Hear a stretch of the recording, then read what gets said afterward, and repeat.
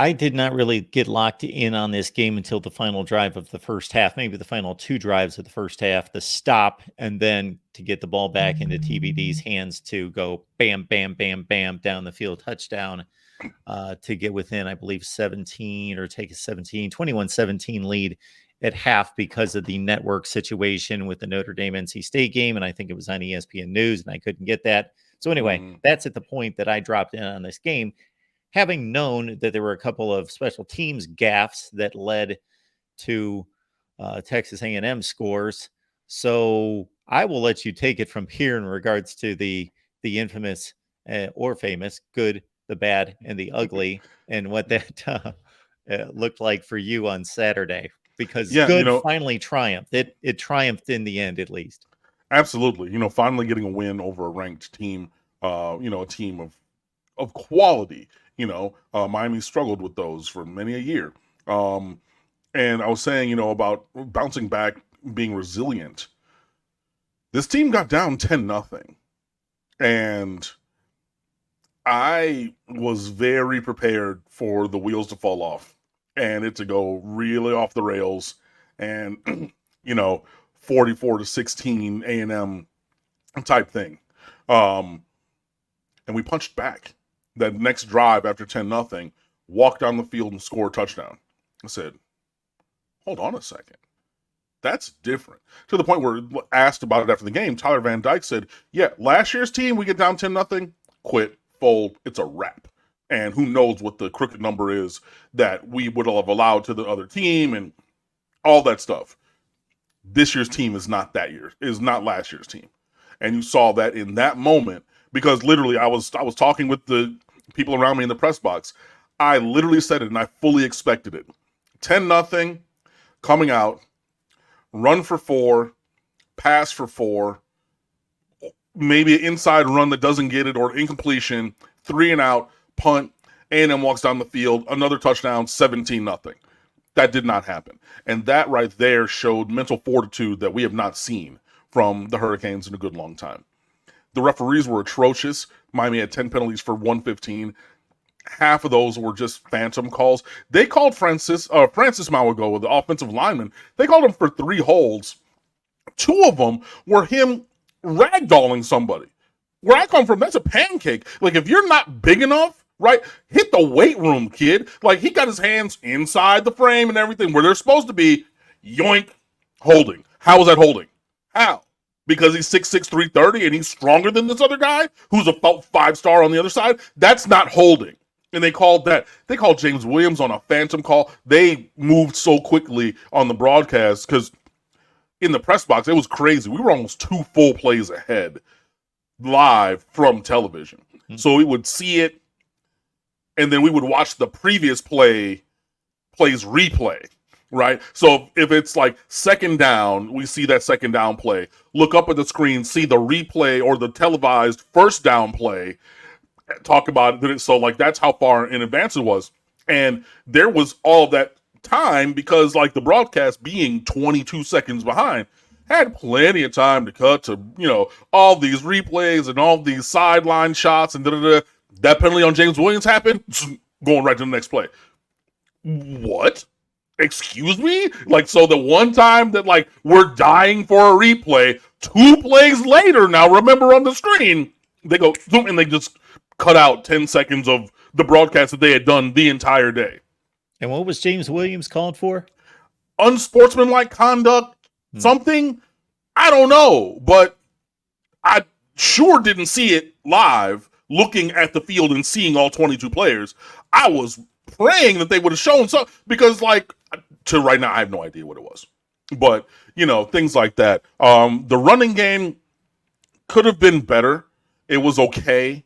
The offensive line really did great work. If you looked at those touchdown passes, Tyler Van Dyke was back there scratch baking a cake, man. That touchdown to Isaiah Horton, he patted the ball 4 or 5 times. They ran a little stutter go. He was like, okay, cool. Counting his steps, 1, 2, 3, 4, 5, 6, 7, 8. There goes the stutter. Okay, cool. Now I'll throw it. Like, I mean, if you just freeze frame it, he had, shut up phone. My Google Assistant on my phone's picking up. But if you freeze frame it, like when he threw the ball, you can see like this gap on the screen between Tyler Van Dyke being back here and the offensive line being, it was super crazy. TVD with the Miami Hurricanes record, 5 touchdown passes against a ranked team. That has never happened for a Miami Hurricanes quarterback. 374 and 5 tutties. Should have been 6 touchdowns if Jacoby George doesn't drop one.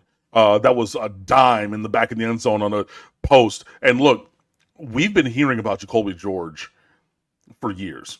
I've seen him. Like, I saw him. I was still working at Miramar when he was in high school. And I remember calling a playoff game or a regular season, whatever, a game when he was there. This kid and his routes, crazy. And he spoke after the game too. And he said, look, I got off today because, like, they couldn't stick me. And, like, you hear the things in practice. He's getting open all the time. You watch the cut up of his routes against Texas A&M, and Texas A&M's secondary lost a couple guys there and clearly took like 3 or 4 steps back.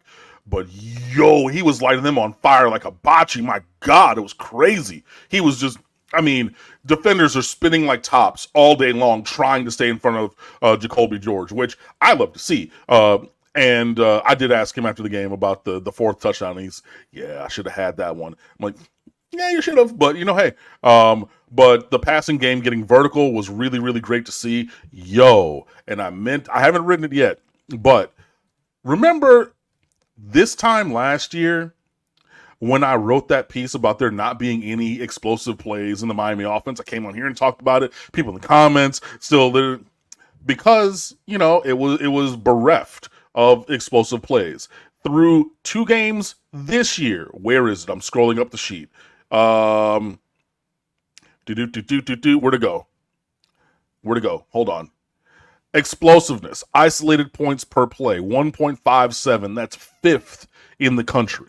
Marginal explosiveness, 4th in the country. Explosive play rate, 11th in the country. Yo, this is what I was talking about. And I mean, like, we've gone from literally, we were in the 128 to 130 range this time last year, to 2 of the 3 explosiveness stats being top 5 and the other one being 11th. This is what I'm talking about. Like, we needed explosive plays, and that's not even taking into account a 98-yard kickoff return for a touchdown. Look, when you have the type of players and athletes that Miami does, if you use them the right way, i.e. the way that they've been used, just like Mark said, you're going to get this. This is why you hear when there's a long bomb thrown at every Optimus Park, at every 7-on-7. You go down to Trask Powell at FIU North on a whatever day to see high school football. Anytime you see one of those, what do you hear? If you're from South Florida or you've been around in the chat, you know what I'm about to say. Boo! Because that's what happened, because somebody bombed, right? And all of a sudden, you run those same kind of routes. You play these players in those ways. And all of a sudden, now you have another record-setting day by Tyler Van Dyke, who, again, I mean, the war criminal that Josh Gaddis is for what he did with this offense last year. Look at all the numbers of any time that Tyler Van Dyke has been coordinated by somebody not named Josh Gaddis. Money, money, money. And I think hopefully this is going to continue. But there was a lot to like. There were some things not to like. If I go back, sorry, I should have had it queued up when I was blathering on for all of that time. Where to go? We've written so many pieces, I got to scroll down further. I love that for me. Which is to say that you should be checking out stateofu.com because we have a lot of stuff up there. Well, first of all, the delay of the Notre Dame game, Notre Dame NC State, got delayed like 2 hours for weather. Borregales missed a 54-yarder. He's hit from 55, so like if we're going to like continue to go with him from that distance, I need you to cash those, and you have the leg to do it, so please do that. 3.2 yards per carry could have been better. Again, only 3 of 9 on third downs. Remember last week I was saying you wanted that 42% to be your rate-ish about against good teams, and then against inferior teams you wanted to be higher. This is the backslide that I was afraid of. And look, I know that we only had 9 third downs because of so many plays that went for touchdowns, but like still you want to have a little bit of a higher efficacy rate on that. Did not sack the quarterback, but we tattooed that man. Like, he got hit a lot. And anything really super egregious. Obviously, the special teams errors. Like, it's really not hard to allocate the talent on special teams. It should be Xavier Restrepo on punts, and then Brashard Smith and insert other, but Brashard Smith is the lead kick returner on kicks. He has 2 returns this year, one for 40 and one for 98. That's a 69-yard average and 1 touchdown on 2 returns. Why are we like playing around? And I know that Xavier Restrepo had that huge block to open it up, but like he does not have the long speed that I want in a kick returner personally. But if he's back there to be, you know, the mobile lead blocker, I'm fine with that. I just really don't want to see him returning the kicks in terms of allocating the talent. But on that, there's that. And then just injuries. Akeem Mesidor and Branson Dean both were ruled out at halftime. Mark Fletcher also ruled out at halftime. And that's before you even get to the Cam Kinchens thing, but we just want to tighten up on the injuries, and some of the operational things did go. I mean, they went okay. There was the 13 men on defense after an offensive timeout by A&M. That you can't have that. Like, come on, like that's. I mean, because again, you're not even one. You're 2 people too many on in the defensive formation on whatever the play is, but coming off of the sideline after an A&M timeout to have that. Now we had to call a timeout to not get the penalty, but you know you want to clear all that up. So but all in all, a solid game. Miami ended on a 41-16 run. This game was not as close as the scoreboard indicates. This was like a 4 or 5 touchdown blowout, if not for gifting them so many opportunities. Their first 2 touchdown drives covered a total of 24 yards. Like, Miami really, really beat down Texas A&M, and you should be happy about that. Yeah, but this team did not fold, and I really loved what I saw heading into the half. Instead of kind of slow playing it and being conservative, Mario tossed the keys to Shannon Dawson and said, "Go get me points," and walked down the field and got a touchdown right before the half there to go up 21-17. After having been down, 17-14. But yeah, when we stopped gifting them incredible field position, I mean, the 9-yard line and the 15-yard line, respectively, for 2 different drives, there's not many teams who are going to be able to withstand playing defense on that kind of a short field. Like, it's just, that's a bridge too far. But once we stopped gifting them possessions inside the red zone to start, this game wasn't close, guys. It really, really, I know it was only a 15-point margin of victory. This game was not as close as the scoreboard has you think. Trust me, man. No, Miami was clearly the better team. They were clearly in control of the game. They were the better team. They completely outplayed Texas A&M. Now, there were a couple comments made on the previous show that Cam would like to allude to as the JV show on the previous show. I do not, but the Florida State show, where because Miami fans were coming in saying, "Hey, we're ready. We just notched a big win," and there were some comments made in return that, well, that was a close game. That was a close game. It wasn't a close game. Now, did Texas A&M have a thread of an opportunity throughout most of the fourth quarter to make it a close game? Could they have stolen a win? Like, if they would have scored 2 freakish touchdowns and won the game, like it was 41-33 with about 5 or 6 minutes left. They had just scored a touchdown, got the 2-point conversion, and they missed the 2. They missed the 2. 41-33. That was a 2-point to get to 33 or to get to 35. Okay, and I think they scored that touchdown on a 4th down, I believe. Regardless, they scored the touchdown 41-33. I'm thinking at that point, obviously there are 5 minutes left. And if they can get a stop here, then they get the ball back and they can steal a win, in which I would have thought, okay, Miami played better, but Texas A&M's got an opportunity. So they stayed within striking distance. They made contact. But yeah, there was not, you could not in any way make a case that Texas A&M was a better team on the field. It wasn't debatable by any stretch. And then, of course, TVD hit the long one down the right sideline, and the 2 Texas A&M defenders played Keystone Cop. And who was that? Colby. I get Jacoby George and Colby Young mixed up all the time. Well, I But mean, because half of their name is the same, yeah. But yes. yeah, that was Jacoby George, number 3. Made that play, took the hit, adjusted his helmet because it was coming off, and then sprinted to the end zone there. He said that that was his favorite of his 3 touchdowns when asked about it after the game, in case you were wondering or had that in a office pool or something. But yeah, it was Miami just kept plugging away, kept going to what was working, and that clearly was the vertical passing game. Yeah, and that now when you balance the performance in the opener of a heavy rushing attack at 7 yards a carry and the super explosive vertical passing game, um, because again, Miami of Ohio decided they're going to play a lot of coverage and say, look, we're going to give you these singles. We're going to let you, nickel and dime us, and not give you the home run possibility.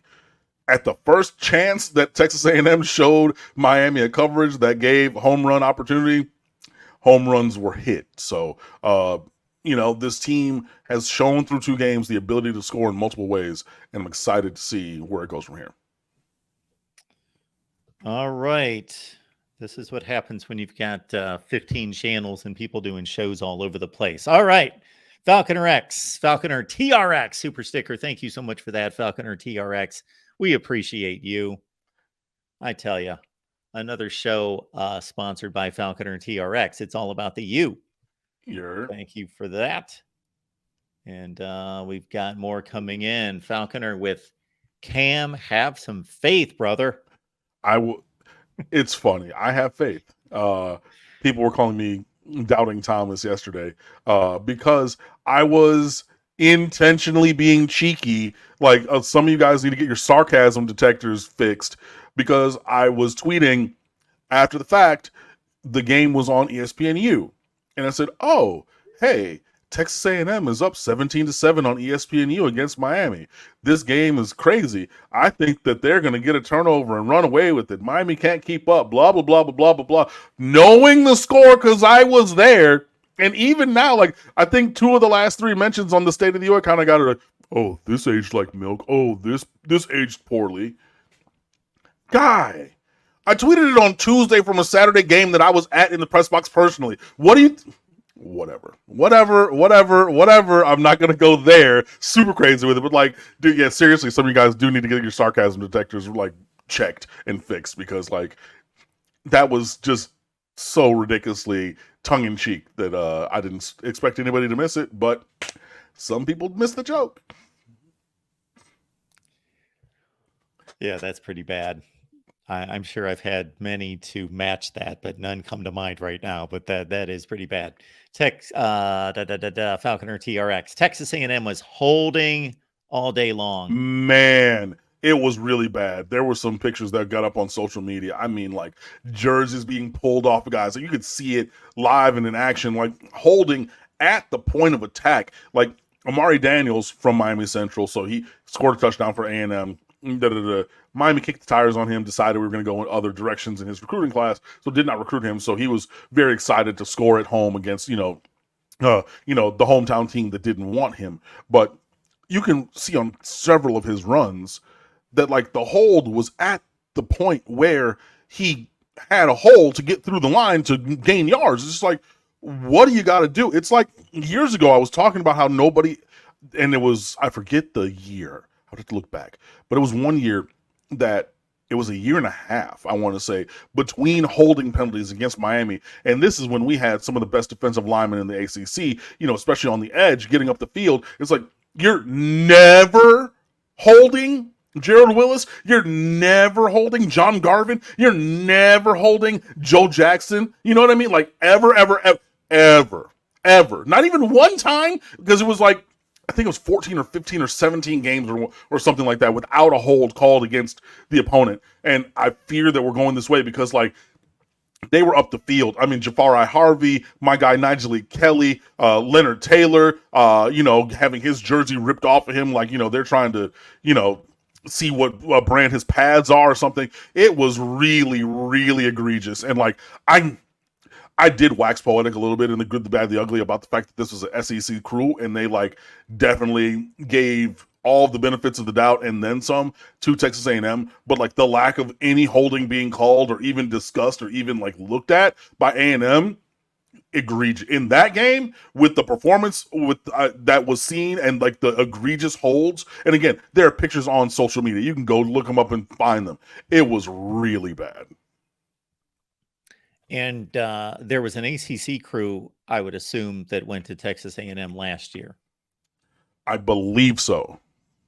Because at some point they changed that. They used to go with out-of-conference crews. Mm-hmm.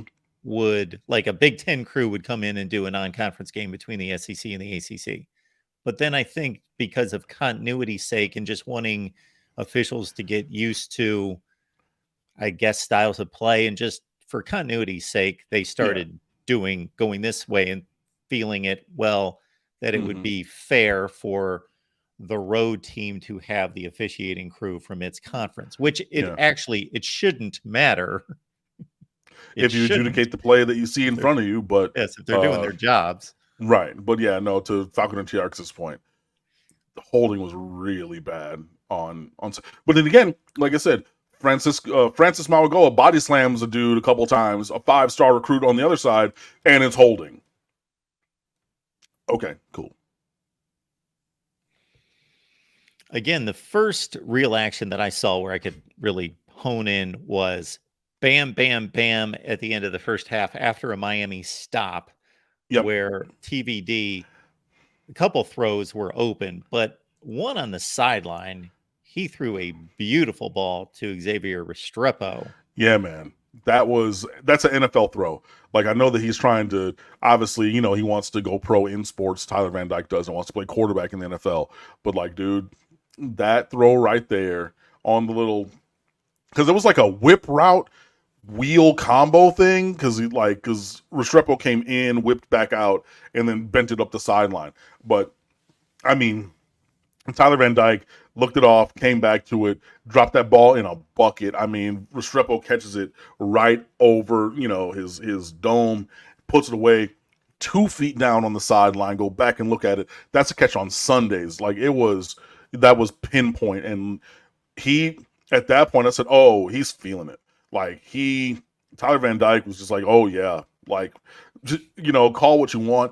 And in complete opposition to the OC last year, who didn't even meet with Tyler until during the bye week about what he wanted to do, Shannon Dawson is given autonomy in a lot of instances to Tyler Van Dyke. So Tyler even said, yeah, I checked to the run a couple times. I checked to a couple passes. I saw, Jacoby George one-on-one, wherever, and said, hey, we're going to check this because they couldn't stick him. So he even has the ability to say, hey, let's modify this based on him being a 4th-year player, and the experience in the game. Let me tweak or change the play call to get us into the best possible play in this situation. And, those kind of skills, that kind of ownership of the offense is really invaluable. And then, like, it got to the point where he was like, coach is calling vertical passes. I'm like glowing NBA Jam on fire. So like, I'm calling my number, and I'm calling my number again and my number again, because this right arm, y'all had questions about it. I'm going to show y'all. And 374 and 5 touchdowns, Tyler Van Dyke showed us.